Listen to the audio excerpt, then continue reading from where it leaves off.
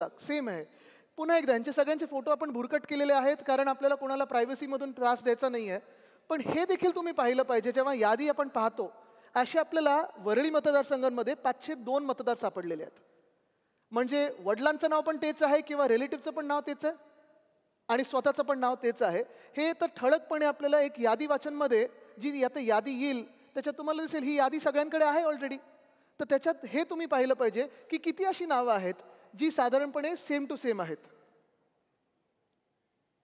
आता हे भलतंच प्रकार आहे.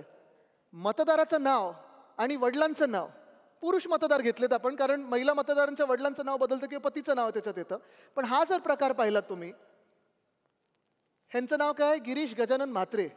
वडील कोण आहेत? भांजी पटेल. चांगलं म्हणजे कोणीतरी आपल्या राज्यात गुजरातमधून येऊन मराठी झालं, चांगलं आहे. आता ह्यांचं नाव आहे काय? डुयोडाप रामवंदन यादव आणि वडिलांचं नाव आहे सहुदेव वाघमारे. ह्यांचं नाव आहे संतोष कुमार सरोज आणि वडिलांचं नाव आहे राधेश्याम राधेश्याम. बरं, ह्याच्यात घर क्रमांक ठीक आहे, पण बाकीचं काय तिथे दिले नाहीये. असे मतदार आपल्या मतदारसंघामध्ये म्हणजे वरळीमध्ये 720 सापडलेले आहेत. हे देखील आपल्याला दिसणार आहे. एक यादीत झलक मारली आपण, एकदा पाहिलं आपण की वडिलांचं नाव काय आहे किंवा पतीचं नाव काय आणि स्वतःचं नाव काय, हे जर पाहिलं तर असे पुन्हा एकदा आपल्याला कितीतरी मतदार दिसतील जे असे घोळ केलेले मतदार आहेत. आता हा एक भन्नाट प्रकार झालेला आहे.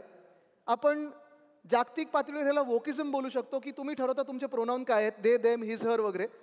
पण इथे ऑपरेशनच्या बिना स्त्रीलिंगचं पुलिंग केले, पुलिंगचं स्त्रीलिंग केलंय.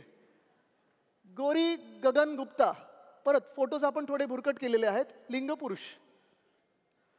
इथे तेजश्री दिलीप हडकर, लिंग पुरुष. असे 643 मतदार आपल्याला आपल्या विधानसभेत सापडलेले आहेत. आता कदाचित हा पुन्हा एकदा निवडणूक आयोग सांगू शकतं की हा एरर आहे, टायपिंग मिस्टेक आहे, चूक झालेली आहे. पण ही जबाबदारी खरं तर निवडणूक आयोगाची आहे. जेव्हा आपण मतदानाला जातो तेव्हा सगळे असे पाहत असतात आपल्याकडे की तुम्ही कोण, तुमचं नाव काय, तुम्ही हे दाखवा ते दाखवा. मग हे तुम्हाला दिसत नाही निवडणूक आयोगाला.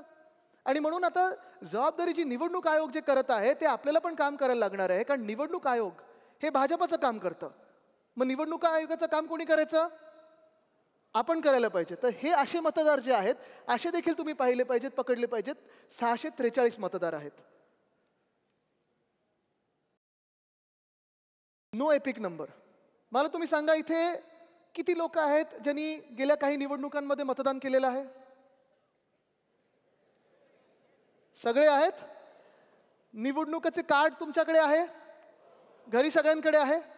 त्याच्यावर इथे जो एक नंबर येतो, एपिक नंबर, तो प्रत्येकाकडे आहे ना? आता तो एपिक नंबर नसेल तर गडबड तर होते. असे एपिक नंबर नसणारे देखील नावं प्रत्येक यादीत घुसवलेले आहेत. हे लोक कोण आहेत, कुठून आले, का एपिक नंबर ह्याच्यावर नाही आहे? कारण आम्ही जेव्हा विचारलं तिथे निवडणूक आयोगामध्ये तर त्यांनी सांगितलं नाही, आम्ही सगळ्यांना एपिक नंबर देत आहे, काही अशी गडबड असेल तर आम्हाला सांगा. मग ही गडबड पकडणार कोण? असे वरळीत 28 सापडले आपल्याला ज्यांचे एपिक नंबर नाही आहेत. आता हे पहा तुम्ही, duplicate name in voter list same epic. Epic number same आहे, सगळं सेम आहे, पूर्णपणे सेम, पण त्याच वेगळ्या वेगळ्या यादींमध्ये एका यादीमध्ये